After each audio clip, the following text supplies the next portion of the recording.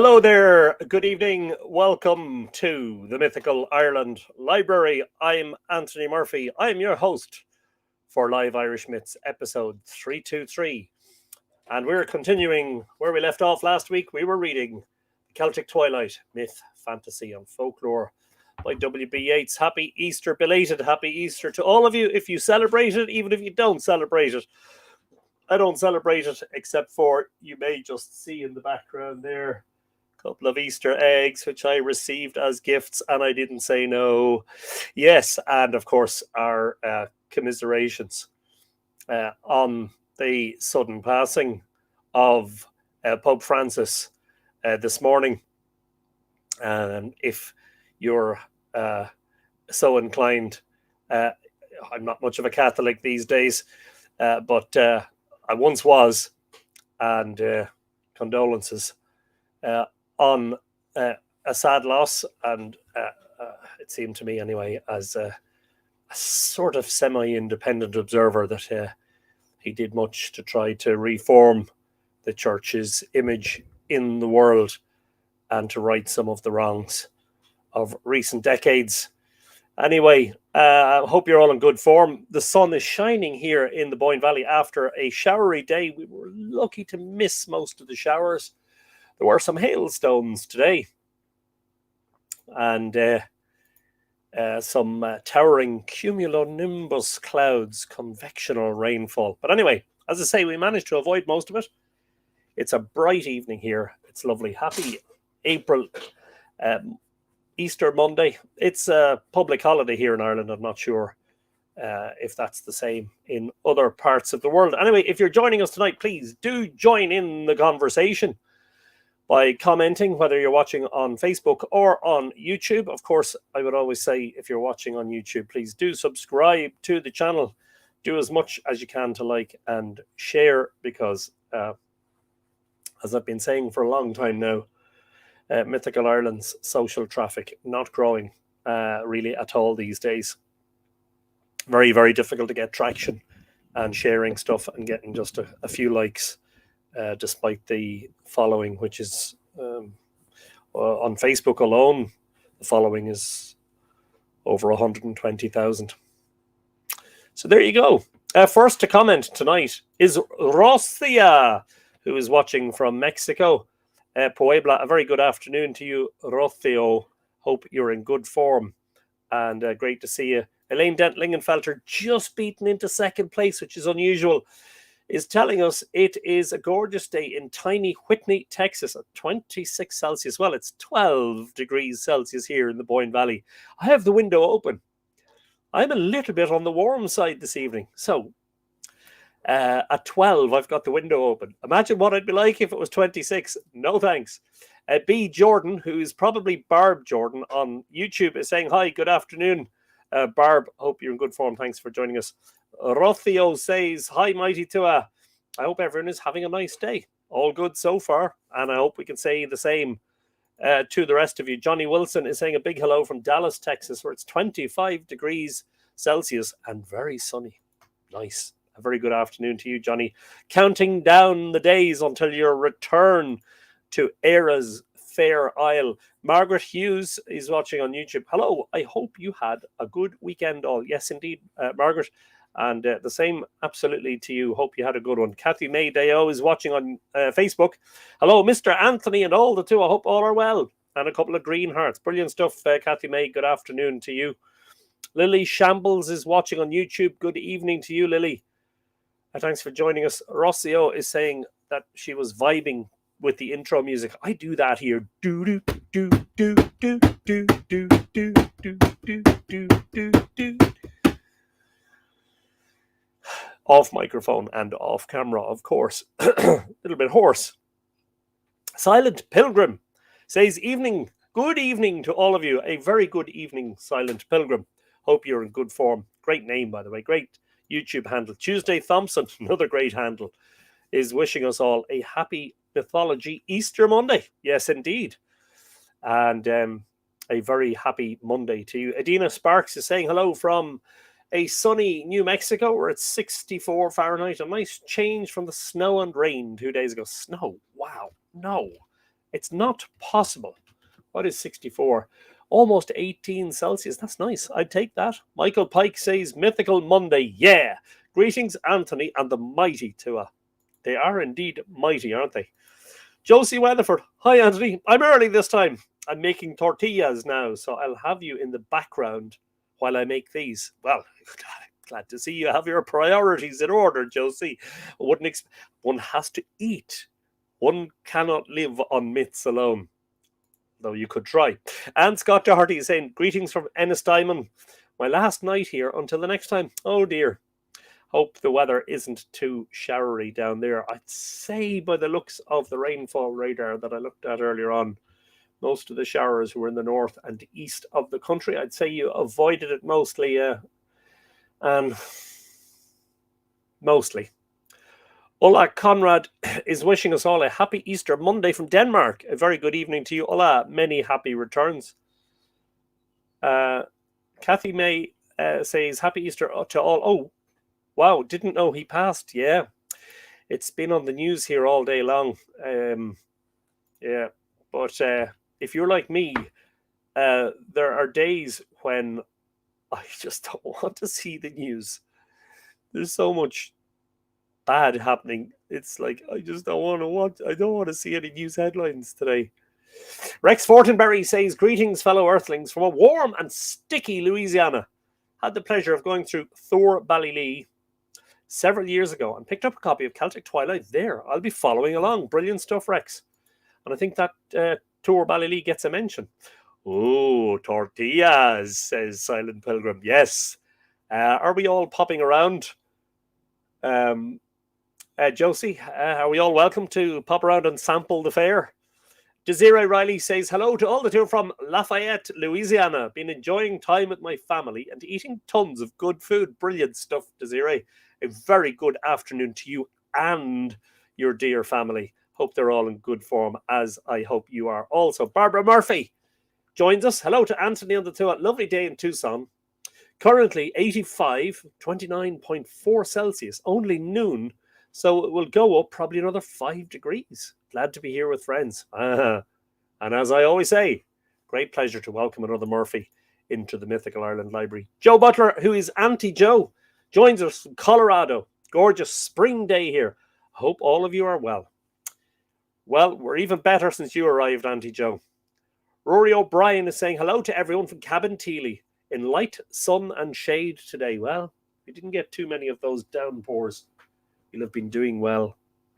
It's lovely to be doing the live streams while the evening is still bright outside. What a difference it makes. Leslie O'Neill is saying, happy Easter. Glad to be catching a live stream. Leslie, hello. How are you? Not too far away from us here, watching on YouTube. A very good evening to you from Dreched Aha. It's been a dull, rainy day, but the sun has now come out, says Margaret Hughes. Glad to hear it. Just before it goes down, sunset time, 20:38, so half an hour away, and it's probably a little bit earlier than that. Okay, Anthony, get rid of all the rain before I get there, says Elaine. Well, I mean, if you had come up until about 2 weeks ago, we had the most beautiful spring weather. We had 3 or 4 weeks of endless sunshine and no rain. It was fabulous. But the last week or so has been typically Irish spring weather, spring showers. April showers bring, finish the rhyme. April showers bring, XX. Anna L is watching. Good evening, Anthony and the two. A happy Smingus Dingus, Polish splashing Monday tradition. They Rano see the job for me today. Splashing Monday tradition. What? Hey, why don't I just use the old Google? Polish splashing Monday. It's wet Monday. People all over Poland are splashing water. Smigus Dingus or Lani Poniedzialek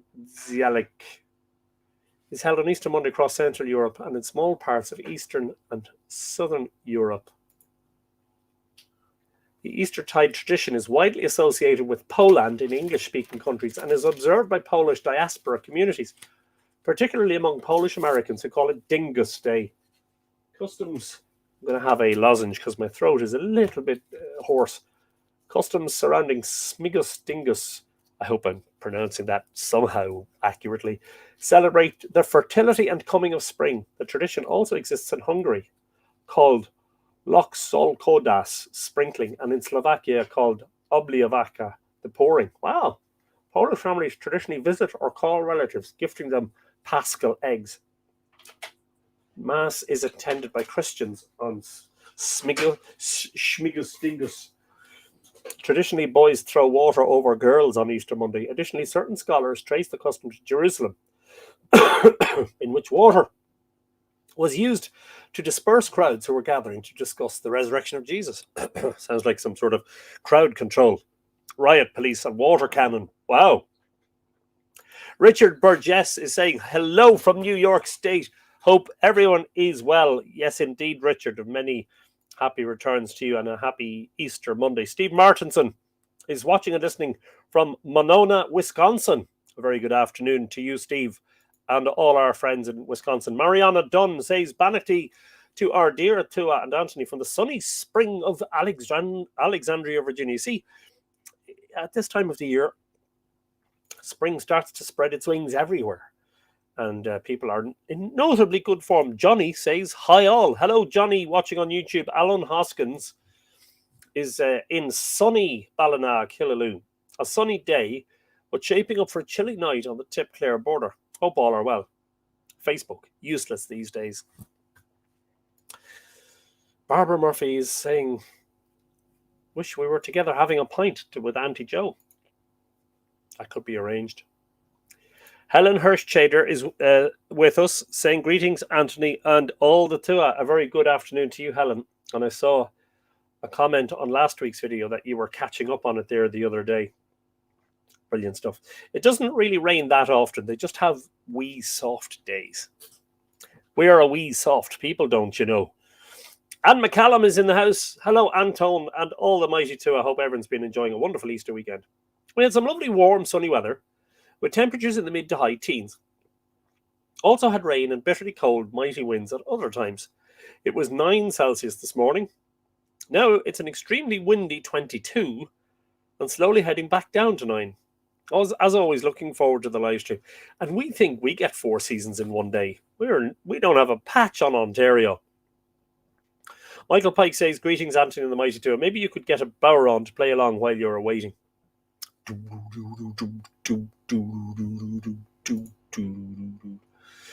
Johnny is in sunny Whitehead, County Antrim. Hi all, brilliant stuff, Johnny.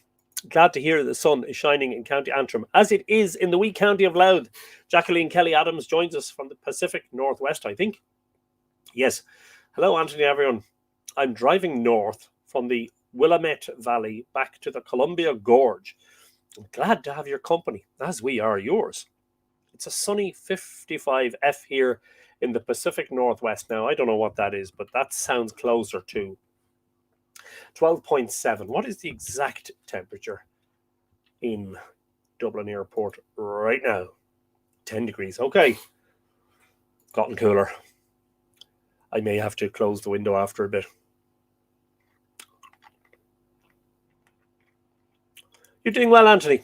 A frog in your throat last week. And now a little hoarse. I know, right? Amanda June Haggerty is saying, happy Monday. We just checked on my husband's Irish passport application and it went through. They mailed it today. He is officially Irish. Brilliant stuff, Amanda. Welcome to the club.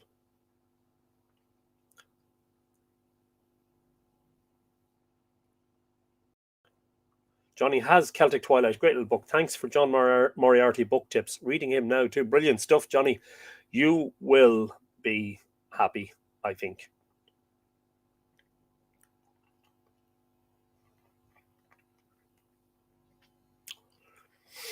I'm seeing a repeat of some comments. I'm just scrolling. May flowers, yes indeed. April showers bring May flowers. Margaret Close, but no cigar. So all this weather talk makes me wonder. I know Canadians have the reputation for spending about 80% of their conversation on the weather. Is that an Irish thing too? It most certainly is. universally used from the length and breadth of Ireland as an icebreaker, a means of talking to strangers. I spent Thursday through late Saturday, a couple of hours north of here, Barbara Murphy tells us, 4 inches of snow over Friday night, and multiple feet of it just off the roads and especially under the trees. My poor truck looks textured and a different colour. Very glad I don't have a white vehicle. you would now. A little horse, yeah. Is there a pony in your throat? No, I'm just a little horse. Oh, terrible. Oh, that's shocking. Oh. Anyway, speaking of Patreon, which is constantly scrolling, tomorrow I have completed a substantial article. We had a live stream, I think it was 2 weeks ago, discussing that new paper and genetics and biological relationships in Neolithic Ireland. And that was episode number 321. And it has struck me that I should write something quite comprehensive about it. I spent a lot of the weekend doing that. The result is a very substantial long read article, 3,000 words, which is very long. I intend to publish the entire thing for patrons at the Stone Age level and above. So if you want to read it, get over to that address there, patreon.com/Mythical Ireland. Become a patron. Chuck us $5 a month. By the way, you can now pay annually. If you don't want to have a fiver or a tenner or whatever amount you pledge coming out of your bank account every month, you can pledge one amount for the entire year. And that's great for me because it means that you're giving me a sort of a long-term pledge. But I'm going to share a portion of that article with the email newsletter subscribers. And of course, that is a free service. And to sign up, if you haven't already done, and share the link to where you can sign up to the Mythical Ireland Insider email newsletter. But the entire article, as I say, will be published for patrons at the Stone Age level and above. So if you want to read it, it should be available from tomorrow. And it'll cost you $5. But you'll get a lot more for your $5 because once you sign up to Patreon, you get access to all of the material that's been shared over the last number of years at whatever level you sign up at. So you get all the historical stuff. So what better reason do you have? Anyway, let us proceed. It looks here as if the sun... It's just, I can't quite see it, but it's just about still above the horizon. So with that in mind, let us proceed. This week, so the Celtic Twilight, as we were saying last week, which is a composition of stories by W.B. Yeats, was first published in 1893 and then added to afterwards. And none of this is made up. These are all stories that he heard from the peasantry. Ordinary Irish people who he encountered, who he had a great respect for. And Anne McCallum, already being a patron at the Bronze Age, Iron Age level, I think, a higher level basically, is going to be able to read that article tomorrow. Yeah, it took me the best part of 2 days to write it. So I just have to do a small bit of proofreading and then I'll be sharing it. So I have something of what I consider to be an interesting insight into the whole thing. And if you were following our live stream 2 weeks ago, the new paper is basically trying to, I suppose, downplay the claims made in a 2020 paper about genetic and biological relations between people in the Neolithic and the idea of a ruling dynastic elite in Neolithic society. However, I'm going to say something in my new article that is maybe a little bit controversial, but I'm going to be basically saying that, at least in one regard, the new paper does not uh, uh, present enough new information to dispute convincingly the suggestion that there was a dynastic elite at Brunebonia. Anyway, for more, thank you, Adina, and it will be, I'm sure. But for more, as I say, sign up at that scrolling address at the bottom of the screen. This story is called Dust Hath Closed Helen's Eye. I have been lately to a little group of houses, not many enough to be called a village, in the barony of Kiltartan in County Galway, whose name, Ballylee, is known through all the west of Ireland. There is an old square castle, Ballylee, inhabited by a farmer and his wife, and a cottage where their daughter and their son-in-law live, and a little mill with an old miller, and old ash trees throwing green shadows upon a little river and great stepping stones. I went there 2 or 3 times last year to talk to the miller about Biddy Early, a wise woman that lived in Clare some years ago, and about her saying, quote, "There is a cure for all evil between the 2 mill wheels of Ballylee," unquote. And to find out from him, the miller, or another, whether she meant the moss between the running waters or some other herb, or if you prefer, herb.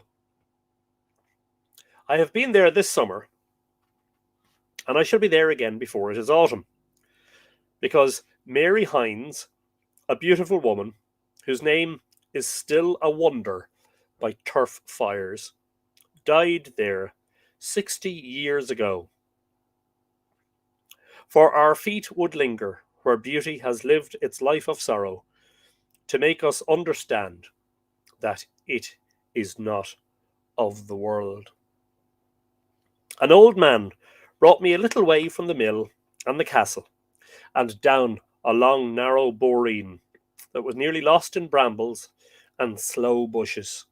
And he said, quote, "That is the little old foundation of the house, but the most of it is taken for building walls. And the goats have ate those bushes that are growing over it till they've got cranky, so they won't grow any more. They say she was the handsomest girl in Ireland. Her skin was like dribbled snow." He meant driven snow, perhaps. "And she had blushes in her cheeks. She had 5 handsome brothers, but all are gone now." I talked to him about a poem in Irish, Raftery, a famous poet, made about her, and how it said, quote, "There is a strong cellar, Cellar, in Ballylee," unquote. He said the strong cellar was the great hole where the river sank underground, and he brought me to a deep pool where an otter hurried away under a grey boulder, and told me that many fish came up out of the dark water at early morning, quote, "to taste the fresh water coming down from the hills," unquote. I first heard of the poem from an old woman who lives about 2 miles further up the river, and who remembers Raftery and Mary Hines. She says, quote, "I never saw anybody so handsome as she was, and I will never till I die," unquote. And that he was nearly blind, and had, quote, "no way of living but to go round and to mark some house to go to, and then all the neighbours would gather to hear. If you treated him well, he'd praise you, but if you did not, he'd fault you," in Irish. which sounds a little bit like satirizing, which was something the poets did from medieval times. He was the greatest poet in Ireland, and he'd make a song about that bush if he chanced to stand under it. There was a bush he stood under from the rain, and he made verses praising it. And then when the water came through, he made verses dispraising it. Unquote. She sang the poem to a friend and to myself in Irish, and every word was audible and expressive, as the words in a song were always, as I think, before music grew too proud to be the garment of words, flowing and changing with the flowing and changing of their energies.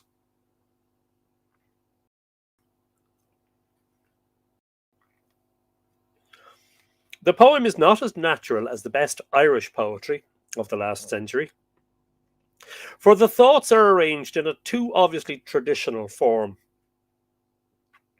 So the old poor half-blind man who made it has to speak as if he were a rich farmer, offering the best of everything to the woman he loves. But it has naive and tender phrases. The friend that was with me has made some of the translation, but some of it has been made by the country people themselves. I think it has more of the simplicity of the Irish verses than one finds in most translations. And here it is.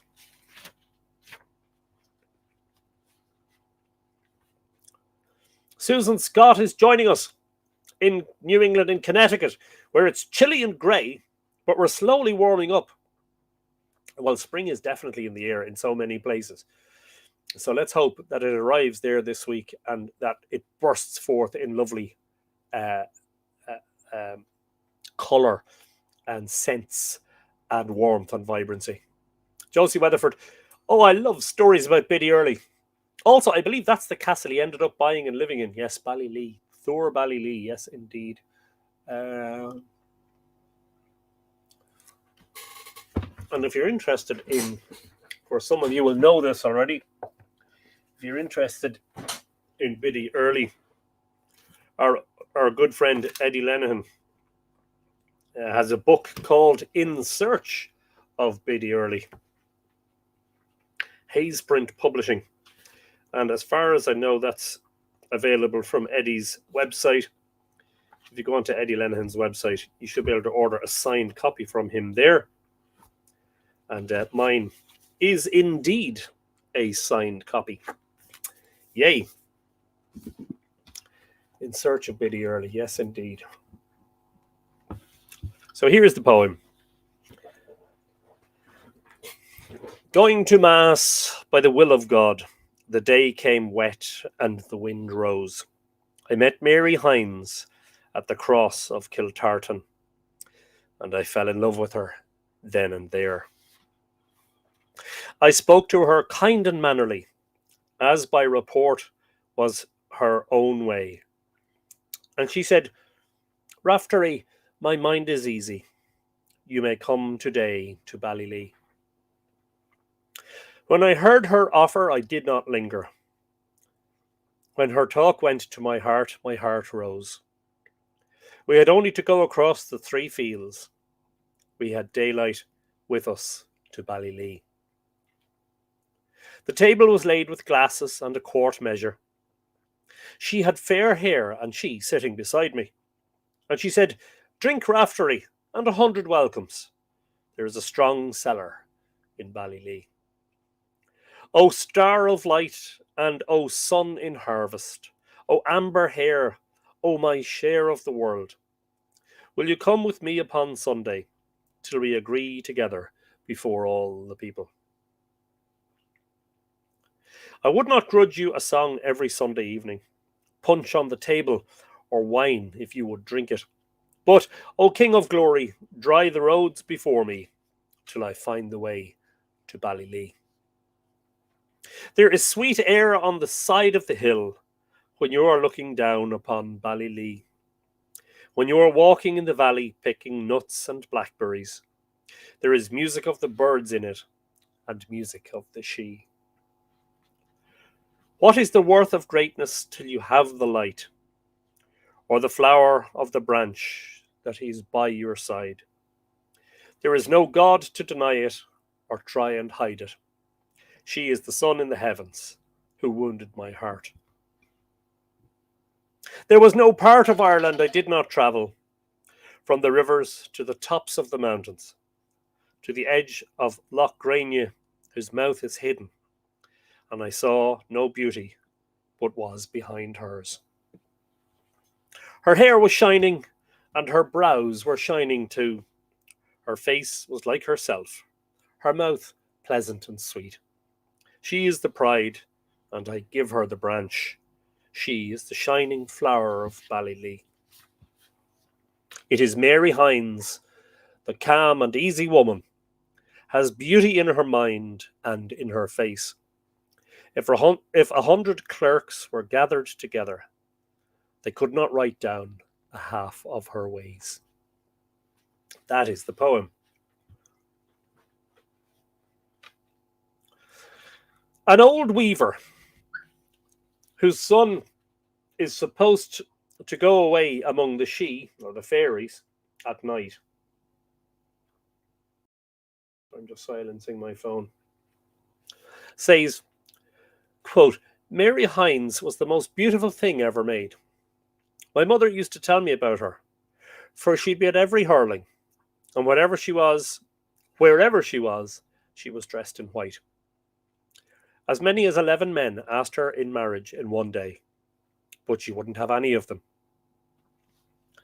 There was a lot of men up beyond Kilbecanty one night, sitting together, drinking and talking of her. Well, one of them got up and set to go to Ballylee and see her. But Clune Bog was open then, and when he came into it, he fell into the water, and they found him dead there in the morning. She died of the fever that was before the famine, unquote. Another old man says he was only a child when he saw her, but he remembered that, quote, the strongest man that was amongst us, one John Madden, got his death of the head of her. Cold he got crossing rivers in the night time to get to Ballylee, unquote. This is perhaps the man the other remembered, for tradition gives the one thing many shapes. There is an old woman who remembers her at Derrybrine among Echtge Hills, a vast, desolate place which has changed little since the old poem said, quote, the stag upon the cold summit of Echtge hears the cry of the wolves, unquote, but still mindful of many poems and of the dignity of ancient speech. She says, quote, excuse me, the sun and the moon never shone on anybody so handsome. And her skin was so white that it looked blue, and she had 2 little blushes on her cheeks, unquote.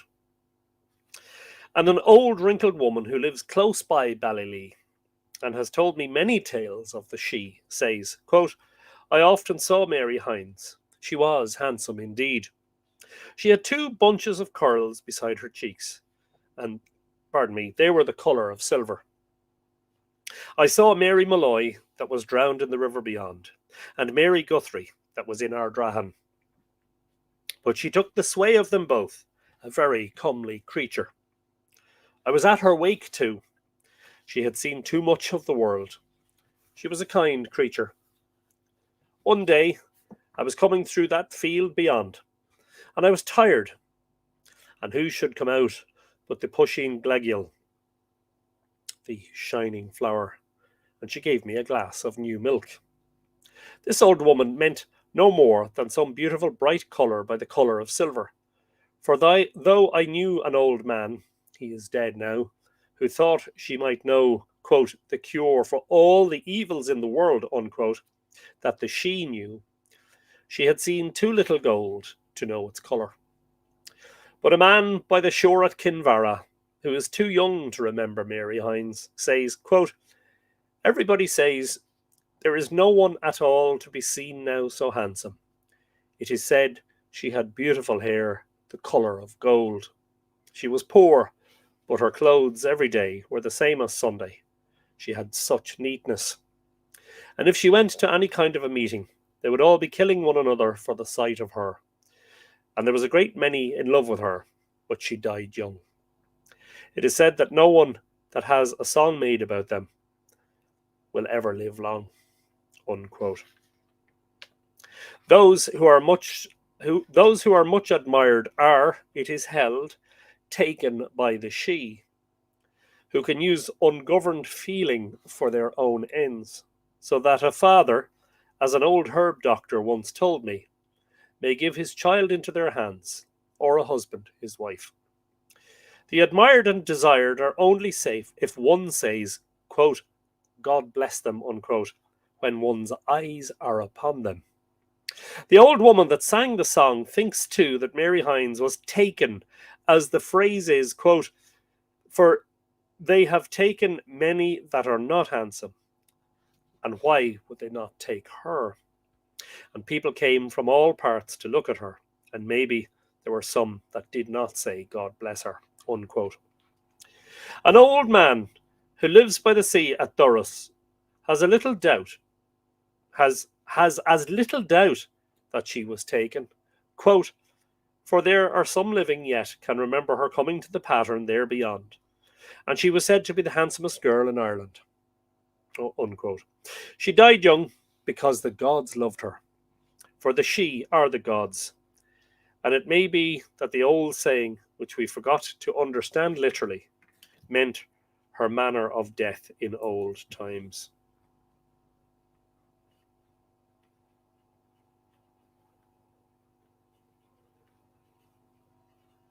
Sorry. Margin note. These poor countrymen and countrywomen, in their beliefs and in their emotions, are many years nearer to that old Greek world that set beauty beside the fountain of things than are our men of learning. She had seen too much of the world, but these old men and women, when they tell of her, blame another and not her. And though they can be hard, they grow gentle, as the old men of Troy grew gentle when Helen passed by on the walls. The poet who helped her to so much fame has himself a great fame throughout the west of Ireland. Some think that Raftery was half blind, and say, I saw Raftery, a dark man, but he had sight enough to see her, or the like. But some think he was wholly blind, as he may have been at the end of his life. Fable makes all things perfect in their kind, and her blind people must never look on the world and the sun. I asked a man I met one day, when I was looking for a pool, na Mná She, the women of the She, where women of fairy have been seen, how Raftery could have admired Mary Hynes so much if he had been altogether blind.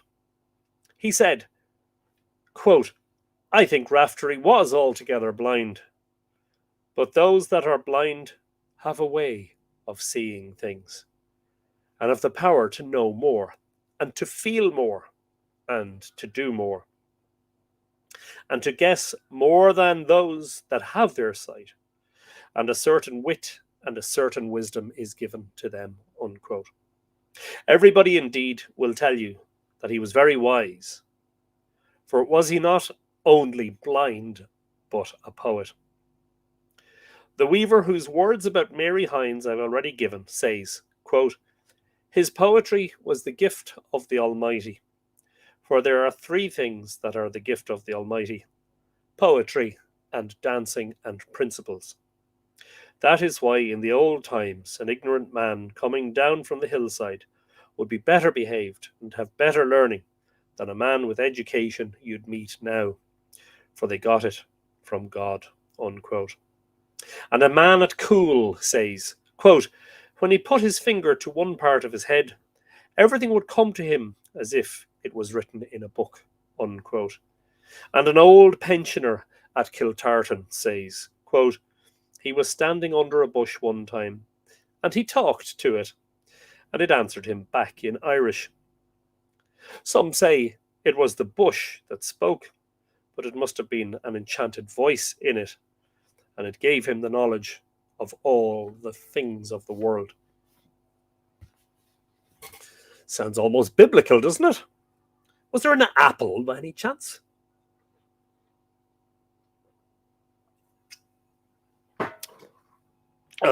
Ivania Lee has joined us from the mighty Waikato at the opposite side of the world. A very good morning to you, Ivania. Thank you for joining us. The sun has just gone down here in the Boyne Valley. We are reading W.B. Yeats's The Celtic Twilight.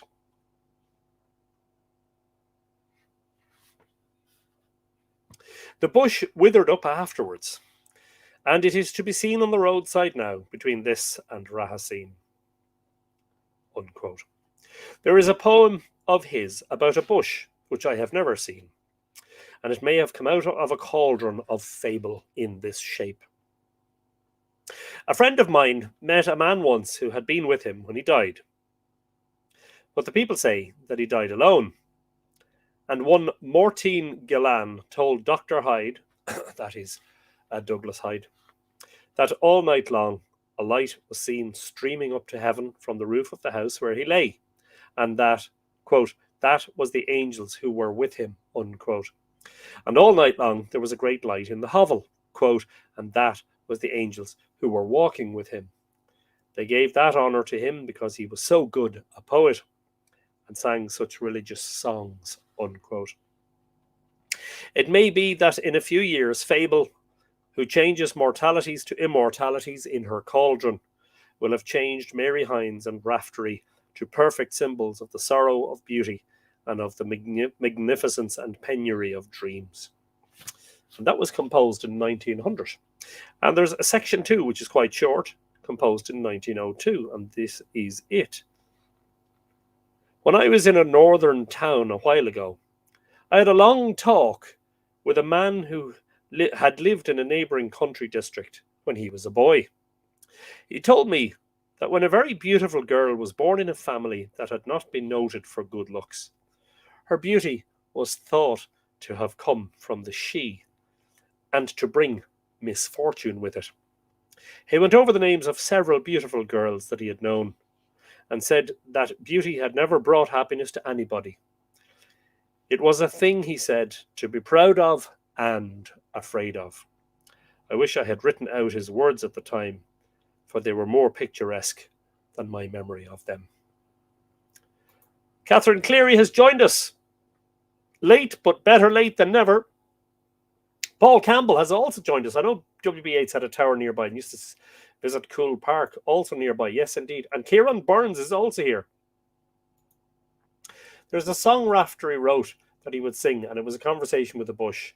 It's in a book Hyde wrote about Raftery's poems. Not sure that I have that. I have a couple of Hyde books, but it's not the Lays of Connacht or the Lays of the Western Gale by any chance, Josie, is it? It's a different one, it must be.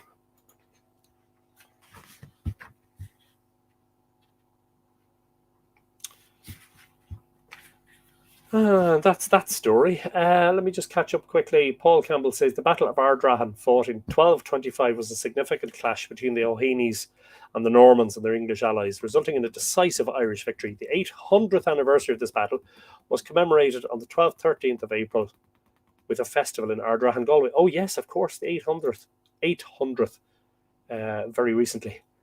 Yes, indeed. Oh, I'm tired now. Was Ardrahan mentioned where my mother is from? Yes, it was. Now, can I find it?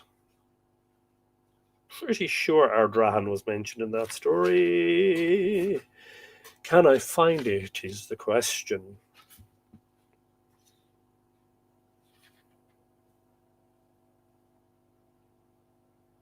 Kilbecanty, Ballylee, Clunebog, Echtge Hills, Ballylee, Ardrahan. Yes, indeed. Mary Guthrie from Ardrahan. There you are. This story is called... great stuff, Josie. Thank you very much. A Knight of the Sheep. Knight. Intrigued? Well, continue to listen. Away to the north of Ben Bulbin and Cope's Mountain lives a strong farmer, and a strong farmer is in quotes. A Knight of the Sheep, they would have called him in the Gaelic days. Proud of his descent from one of the most fighting clans of the Middle Ages, he is a man of force alike in his words and in his deeds. There is but one man that swears like him, and this man lives far away upon the mountain. Quote, Father in heaven, what have I done to deserve this, unquote, he says when he has lost his pipe. And no man but he who lives on the mountain can rival his language on a fair day over a bargain.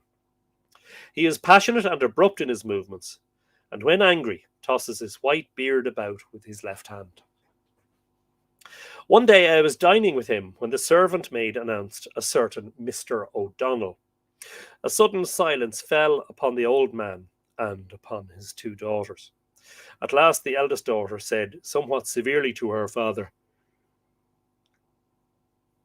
Go and ask him to come in and dine. The old man went out, and then came in looking greatly relieved, and said, He says he will not dine with us. Go out, said the daughter, and ask him into the back parlour, and give him some whisky. Our father, who had just finished his dinner, obeyed sullenly, and I heard the door of the back parlour, a little room where the daughter sat and sewed during the evening, shut to behind the men. The daughter then turned to me and said, Mr. O'Donnell is the tax gatherer, and last year he raised our taxes, and my father was very angry, and when he came, brought him into the dairy, and sent the dairy woman away on a message, and then swore at him a great deal. I will teach you, sir, O'Donnell replied, that the law can protect its officers. But my father reminded him that he had no witness. At last, my father got tired and sorry too, and said he would show him a short way home. When they were halfway to the main road, they came on a man of my father's who was ploughing. I'm sorry. Ugh. And this somehow brought back remembrance of the wrong. He sent the man away on a message and began to swear at the tax gatherer again. When I heard of it, I was disgusted that he should have made such a fuss over a miserable creature like O'Donnell. And when I heard a few weeks ago that O'Donnell's only son had died and left him heartbroken, I resolved to make my father be kind to him the next time he came. She then went out to see a neighbour, and I sauntered towards the back parlour. When I came to the door, I heard angry voices inside. The two men were evidently getting on to the tax again, for I could hear them bandying figures to and fro. I opened the door. At sight of my face, the farmer was reminded of his peaceful intentions, and asked me if I knew where the whisky was. The placating fluid. I had seen him put it into the cupboard, and was able, therefore, to find it and get it out, looking at the thin, grief-struck face of the tax gatherer. He was rather older than my friend, and very much more feeble and worn, and of a very different type. He was not like him, a robust, successful man, but rather one of those whose feet find no resting place upon the earth. I recognized one of the children of reverie, and said, quote, You are doubtless of the stock of the old O'Donnells. I know well the hole in the river where their treasure lies buried under the guard of a serpent with many heads. Yes, sir, he replied. I am the last of a line of princes.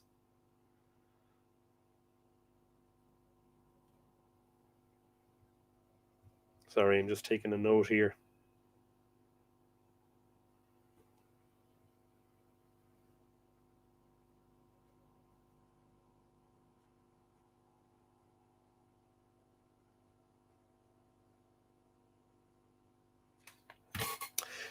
We then fell to talking of many commonplace things, and my friend did not once toss up his beard, but was very friendly.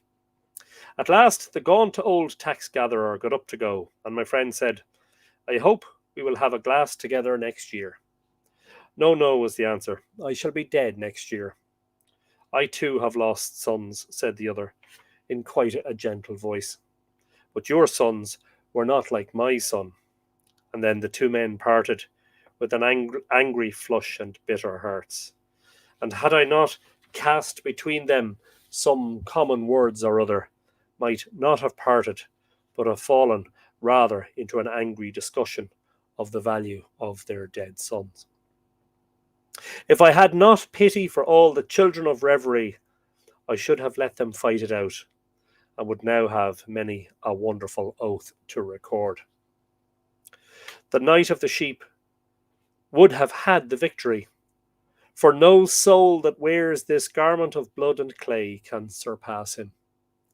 He was but once beaten, and this is the tale of how it was. He and some farm hands were playing at cards in a small cabin that stood against the end of a big barn.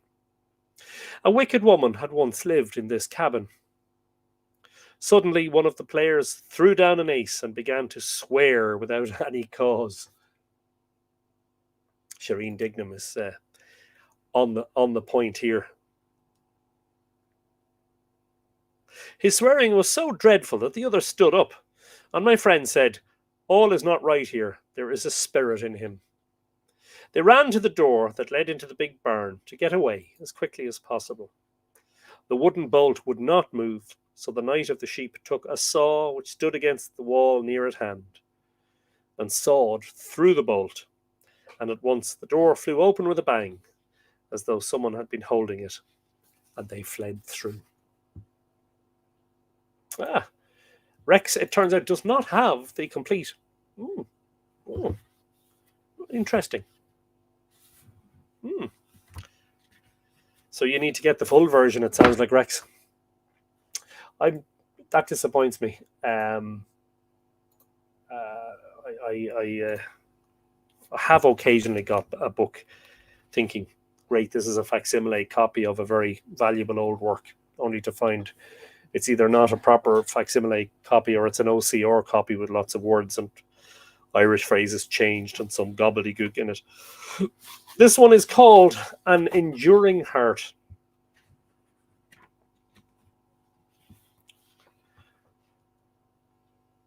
One day, a friend of mine was making a sketch of my Knight of the Sheep. The old man's daughter was sitting by, and when the conversation drifted to love and lovemaking, she said, "Oh, father, tell him about your love affair."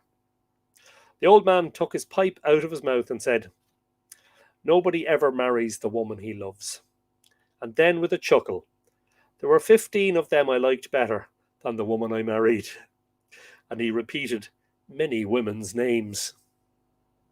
He went on to tell how, when he was a lad, he had worked for his grandfather, his mother's father, and was called, my friend has forgotten why, by his grandfather's name, which we will say was Doran. He had a great friend, whom I shall call John Byrne. And one day, he and his friend went to Queenstown to await an emigrant ship that was to take John Byrne to America. When they were walking along the quay, they saw a girl sitting on a seat, crying miserably, and two men standing up in front of her, quarrelling with one another. Doran said, quote, "I think I know what is wrong. That man will be her brother, and that man will be her lover, and the brother is sending her to America to get her away from the lover. How she is crying. But I think I could console her myself, unquote.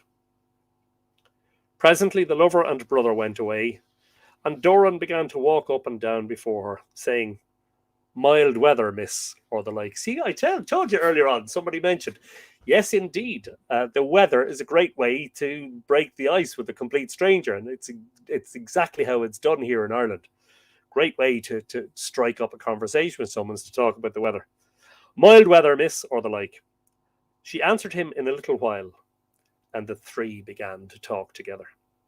The emigrant ship did not arrive for some days, and the three drove about on outside cars, very innocently and happily, seeing everything that was to be seen.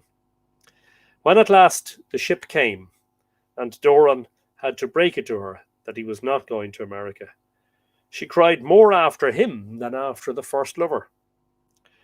Doran whispered to Byrne as he went aboard ship, "Now, Byrne, I don't grudge her to you, but don't marry young." When the story got to this, the farmer's daughter joined in mockingly with, quote, I suppose you said that for Byrne's good. I suppose you said that for Byrne's good, father, unquote. But the old man insisted that he had said it for Byrne's good, and went on to tell how, when he got a letter telling of Byrne's engagement to the girl, he wrote him the same advice. Years passed by and he heard nothing, and though he was now married, he could not keep from wondering what she was doing. At last he went to America to find out, and though he asked many people for tidings, he could get none. More years went by, and his wife was dead, and he well on in years, and a rich farmer, with not a few great matters on his hands. He found an excuse in some vague business to go out to America again, and to begin his search again. One day he fell into talk with an Irishman in a railway carriage, and asked him, as his way was, about emigrants from this place and that, and at last, "Did you ever hear of the miller's daughter from Inishrath?" And he named the woman he was looking for. "Oh, yes," said the other. "She's married to a friend of mine, John McEwing." Close the window now, because it's getting cool. "She lives at such and such a street in Chicago." Doran went to Chicago and knocked at her door. She opened the door herself and was, quote, not a bit changed, unquote. He gave her his real name, which he had taken again after his grandfather's death, and the name of the man he had met in the train. She did not recognize him, but asked him to stay to dinner, saying that her husband would be glad to meet anybody who knew that old friend of his. They talked of many things, but for all their talk, I do not know why, and perhaps he did not know why, he never told her who he was. At dinner, he asked her about Byrne, and she put her head down on the table and began to cry.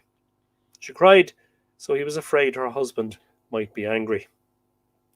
He was afraid to ask what had happened to Byrne, and left soon after, never to see her again. Yes, these are stories from the Irish folk, as told directly to W.B. Yeats. Valentina Bernardi, say good evening. You're very late. Well, yes, but I mean, it's Easter. I think it's time for forgiveness, maybe.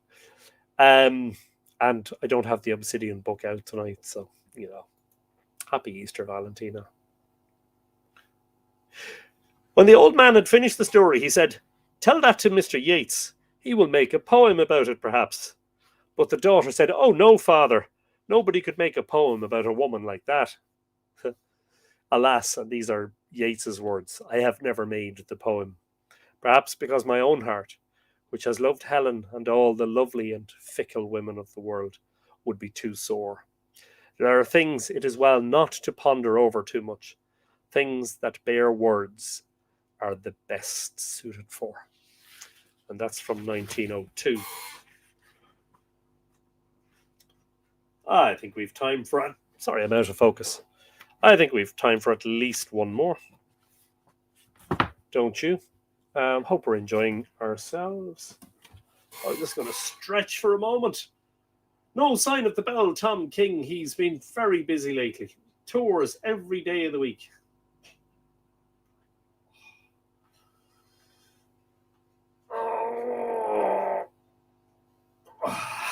Could you feel that? Could you? I could feel it in my shoulders and my arms and my back. Yeah, so this story is called The Sorcerers.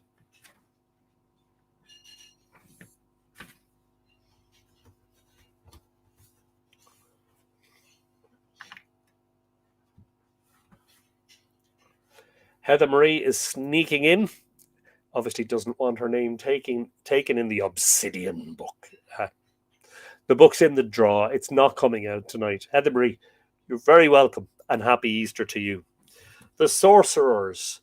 In Ireland, we hear but little of the darker powers. With a footnote. I know better now. We have the dark powers much more than I thought, but not as much as the Scottish. And yet I think the imagination of the people does dwell chiefly upon the fantastic and capricious. In Ireland, we hear but little of the darker powers, and come across any who have seen them even more rarely. For the imagination of the people dwells rather upon the fantastic and capricious, and fantasy and caprice would lose the freedom which is their breath of life, were they to unite them either with evil or with good. And yet the wise are of the opinion that wherever man is, the dark powers who would feed his rapacities are there too, no less than the bright beings who store their honey in the cells of his heart, and the twilight beings who flit hither and thither, that they may encompass him with a passionate and melancholy multitude. Love the way this is worded. Brilliant. They hold, too, that he who by long desire or through accident of birth possesses the power of piercing into their hidden abode can see them there, those who were once men or women full of terrible vehemence, and who have never lived upon the earth, and those who have never lived upon the earth, moving slowly and with a subtler malice. The dark powers cling about us, it is said, day and night, like bats upon an old tree, and that we do not hear more of them is merely because the darker kinds of magic have been but little practiced.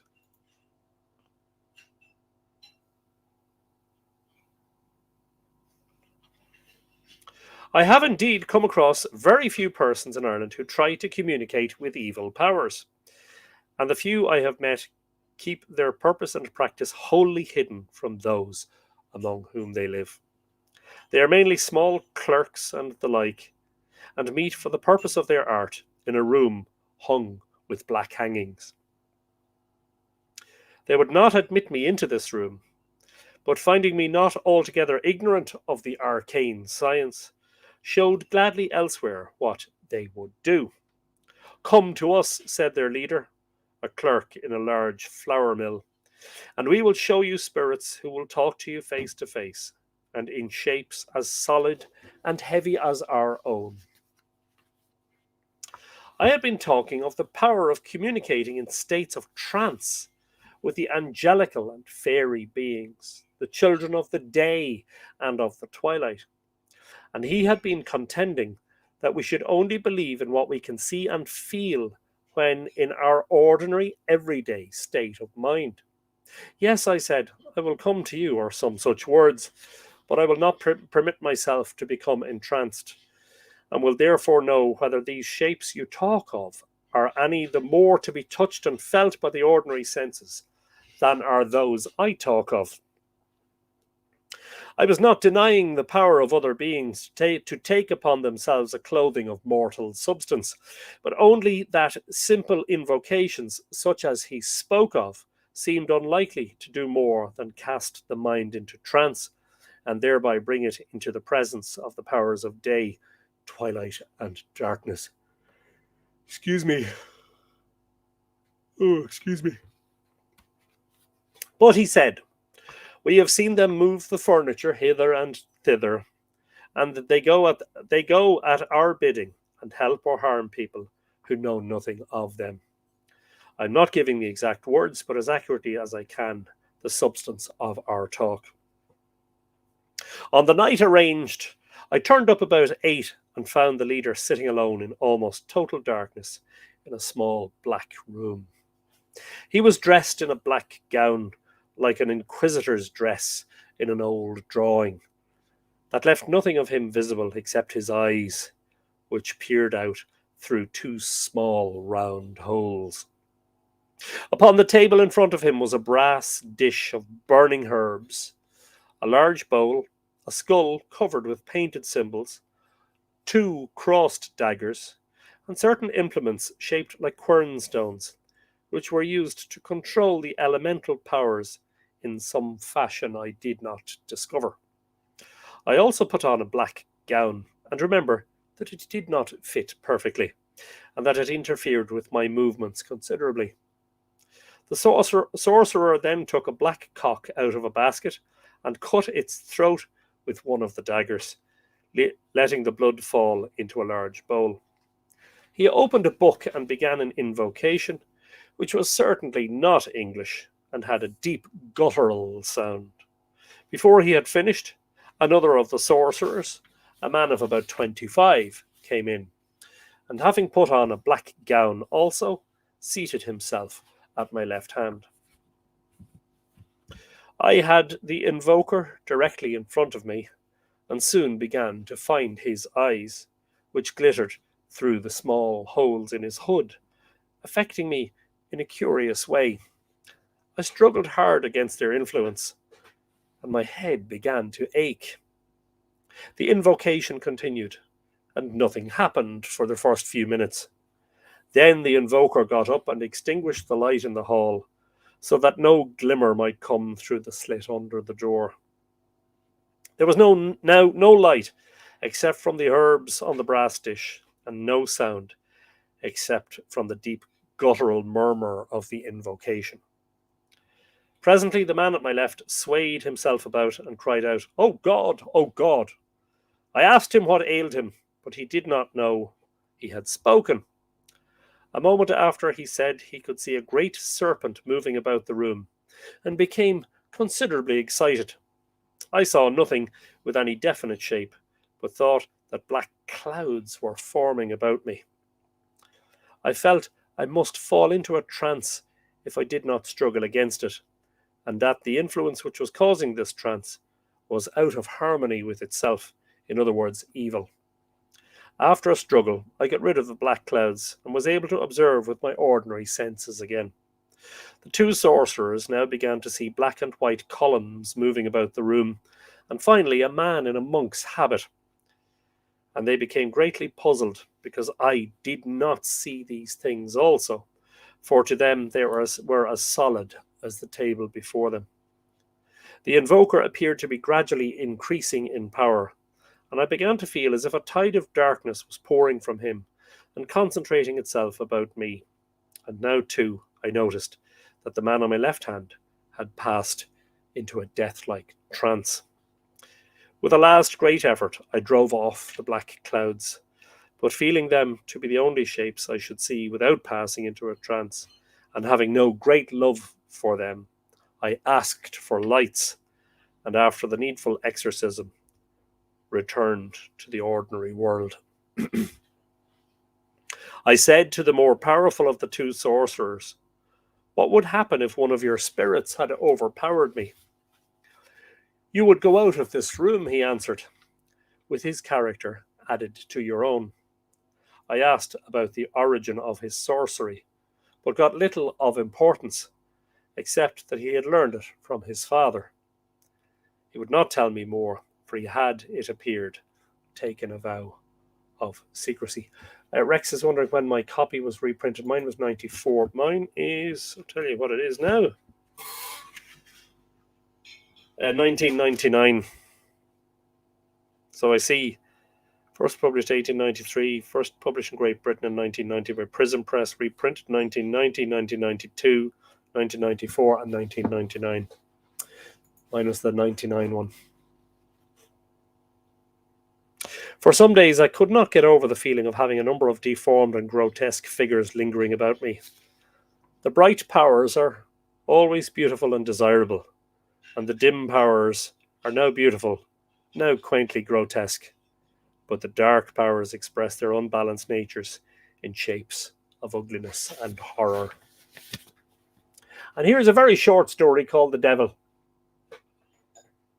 Would you consider this a book or self-biographical, or a collection of legends and fairy tales? Kind of a collection of tales and a little bit autobiographical as well, I think. The Devil. My old Mayo woman told me one day that something very bad had come down the road and gone into the house opposite. And though she would not say what it was, I knew quite well. Another day, she told me of two friends of hers who had been made love to by one whom they believed to be the devil. One of them was standing by the roadside when he came by on horseback and asked her to mount up behind him and go riding. When she would not, he vanished. The other was out on the road late at night waiting for her young man when something came flapping and rolling along the road up to her feet. It had the likeness of a newspaper, and presently it flapped up to her face, and she knew by the size of it that it was the Irish Times. All of a sudden it changed into a young man who asked her to go walking with him. She would not, and he vanished. I know of an old man too, on the slopes of Ben Bulben, who found the devil ringing a bell under his bed, and he went off and stole the chapel bell and rang him out. It may be that this, like the others, was not the devil at all, but some poor wood spirit whose cloven feet had got him into trouble.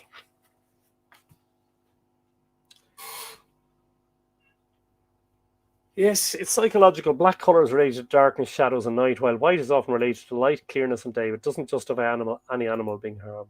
Yes, indeed, I know.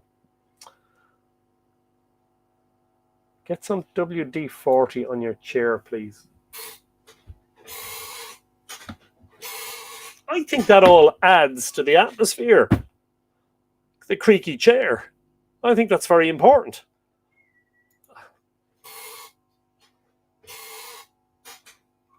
Anyway, lots of you have been asking me over time, have you any public tours coming up? And of course, the answer is yes. The Newgrange tours are scheduled for this summer. Two at least, according to demand. If they book out, we'll organise more. 2 a month for May, June, July, and August.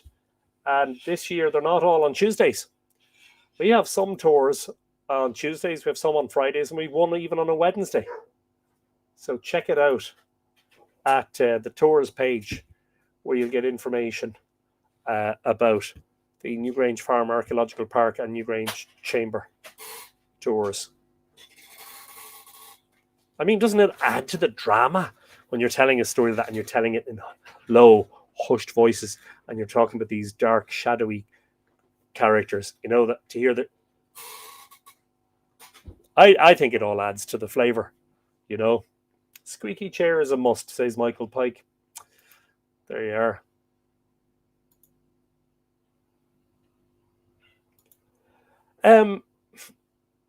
So that is it.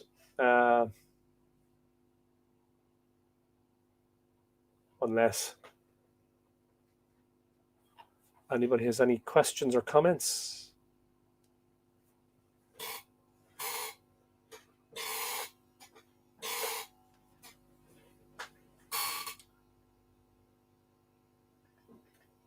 What have I got here? I have some silicone lubricant. I have some GT85, which has is it lubricant, penetrant, and water displacer. Electrical contact cleaner. I have some multi-lube oil, or 3-in-1 if you prefer. I have some nail polish remover and some cellulose thinners. You're probably saying, what the hell have you got all that stuff for? I don't see any of my type pals on here tonight. But of course, those who are into servicing and repairing old typewriters will be familiar with all those things.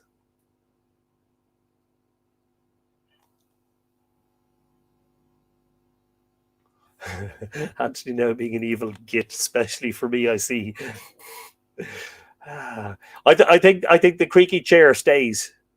I'm willing to put it to a vote, but I think you've been outvoted. Like the squeaky chair. There you go. I missed. It's gone already. Have you ever considered doing an ASMR version of Live Irish Myths? What's ASMR? I'm going to be embarrassed. I don't know what that is. I'm Googling it. ASMR.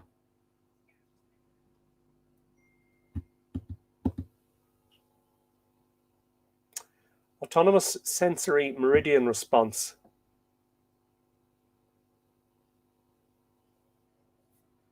Yeah, let's do it. Helen has been enjoying the creaky tales. Lily had to go and check the stew. Very nice. Are you sharing it? Like, should we drop over? Thank you, Desiree. I wonder, are you heading back home between now and our next live stream? If so, safe home, and we'll see you there. But enjoy the rest of your time with your family there in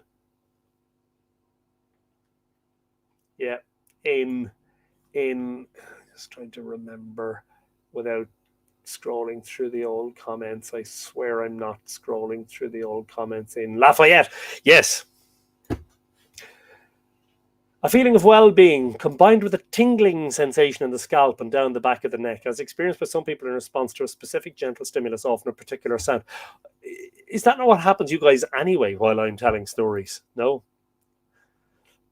The tale of creaky chair on the Mythical Ireland Library might be coming soon.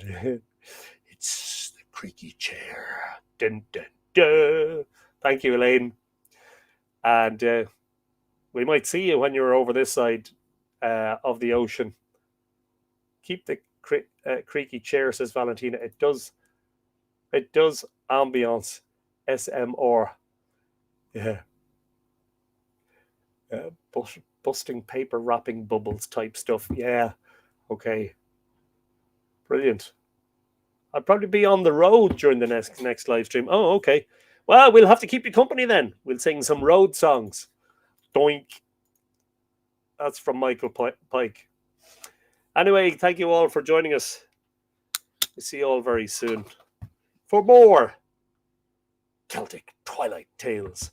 And please remember to feel free to suggest further themes and discussions for episodes. But if you're not already a patron at the Stone Age level, remember that big article coming tomorrow about genetics and revelations of recent science and scholarship, and me making an argument, me sort of getting between two groups of scientists and scholars and saying, actually, acting as referee, kind of, I followed one at some point who did ASMR in the form of recording him reading books. It was just the sound of the paper turning and him reading in a whispering voice. That's what I said. Yeah. I like that idea. I need to get one of those microphones, those BBC audio microphones. They're very expensive. They're like €500. But this microphone that you see on the live streams, that I use on the live streams, it's not really a very high-end professional one. But there's one, can't remember the name of it, but I have a photograph of it, and it records, it picks up all the tones, including the deep ones. So it's That's exactly what I would like to use, not just for the live streams, but also for recording podcasts and reading of stuff, which is what I intend to do. And the patrons will be seeing that uh, going forward, as it were. Yeats and Maud Gunn were into all sorts of strange experiences. Yes, there was. They were. He was quite into the occult in many ways, wasn't he? Mr. Tom King could make a collaboration with you, Anthony, to rebuild your squeaky chair and turn it into a squeaky throne. I like that idea. There you go. The Blue Yeti mic. That's what I have, says Amanda June. Blue Yeti. The Blue Yeti. Ah, that doesn't seem to be too expensive. Hmm. Thanks, Barbara. Have a great week, everyone. And as I say, I hope we see you all next week.